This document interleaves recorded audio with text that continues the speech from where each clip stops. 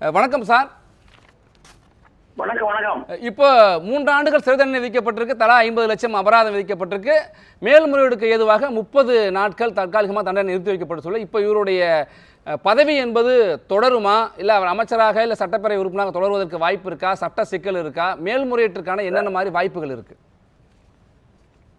Sir, conviction ஆயிடுச்சா? Conviction stay பண்ணல. Hello sir, தொடருங்க. அதாவது இந்த பனிஷ்மெண்ட் கொடுத்துருக்காங்க இல்லையா, தண்டனை கொடுத்துருக்காங்களே, சரி, அது 2 பகுதி இருக்கு சார். சரி, ஒரு பகுதி கன்விக்ஷன், ஒரு பகுதி சிறை தண்டனை. சரிங்க. அதனால கன்விக்ஷனை ஸ்டே பண்ணல.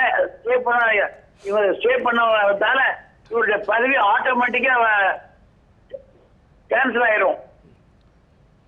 இப்போ அதனால ஜெயிலுக்கு போகாம வீட்டுக்கு போகலாம். 30 நாள் வரைக்கும் வெயிட் பண்ணி அது வரைக்கும் அவருக்கு ஜெயிலுக்கு போகாம இருக்கலாம். அப்ப குற்றவாளி என்று நேற்று முன்தினமே தீர்ப்பு வந்துட்டு, அப்ப நேற்று முன்தினத்திலிருந்தே அவர் பதவி ரத்தாகிறது, எம்எல்ஏ பதவி ரத்தாகிறது. அதனாலதான் மோட்டார் கொடி எடுத்தாரு. சரி. அதனால குற்றவாளி அப்படிங்கிறது சுப்ரீம் கோர்ட்ல கூட அந்த சிறை தண்டனை மட்டும்தான் அவங்க ஸ்டே பண்ணுவாங்க. அவருடைய கன்விக்ஷன் ஸ்டே பண்றது ரொம்ப கஷ்டம். 99% பண்ண மாட்டாங்க. அவர் மீது இன்னொரு வழக்கம் இருக்கு சார், நீங்க பார்த்திருப்பீங்க ஊடகங்கள்ல, செய்தித்தாள்ல. 96/2001 அந்த வழக்கு போக்குவரத்துறை அமைச்சராக இருந்தபோது தொடரப்பட்ட வழக்கு. அதுவும் அந்த வழக்கும் தற்பொழுது நிலுவையில் இருக்கு. இதே நீதிபதி தான் உத்தரவை வழங்குறாங்க. ஆனால் அந்த வழக்கினுடைய விடுவிக்கப்பட்ட பொழுது உயர்நீதிமன்ற நீதிபதி குறிப்பிட்ட கருத்து, அந்த வழக்கை விசாரித்த மாவட்ட நீதிபதி அந்த வசந்தலீலா அதுக்கு தன்னுடைய எதிர்வினை ஆற்றியிருந்தாங்க. என்னுடைய நேர்மையே சந்தேகிக்கின்ற வகையில் 28 ஆண்டு கால என்னுடைய பல நீதி பரிபாலன பணியே அதையே சோதிக்கின்ற வகையிலே, அவருடைய அவதூறு செய்கின்ற வகையிலே உயர்நீதிமன்றத்தோட நீதிபதி கருத்து இருந்ததாக வசந்தலீலா அவங்க குறிப்பிட்டாங்க. இதை எப்படி சார் பார்க்குறீங்க? உயர்நீதிமன்றத்தோட நீதிபதியோட கருத்து, மாவட்ட நீதிபதியோட எதிர்வினை.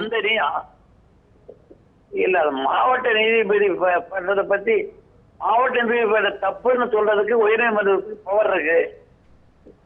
அதுல அது விசாரிச்சு அவர் தண்டனை கொடுக்கும் போது சைமல்டேனியஸா தண்டனை கொடுக்கலாம். இந்த வழக்கு அந்த வழக்கு சமானம் இல்லை. இந்த வழக்கான தண்டனை கொடுத்தாச்சு, முடிஞ்சு போச்சு. அவன் அந்த வழக்கை விசாரிச்சு அதனுடைய என்ன முடிவு வந்து அந்த நீதியை பொறுத்தான் சொல்ல முடியும். இப்ப மேல்முறையீட்டுக்கு சட்ட ரீதியான என்ன வாய்ப்புகள், என்ன இவங்களுக்கான சாதகமான வாய்ப்புகள் என்ன இருக்குங்க சார் இப்ப பொன்முடி தரப்புக்கு?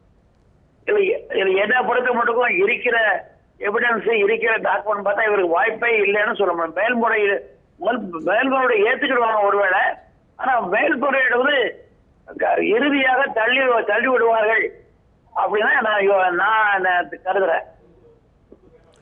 நன்றி சார். இணைப்பில் தங்களுடைய கருத்துக்களை பகிர்ந்து கொண்டமைக்கு நன்றி.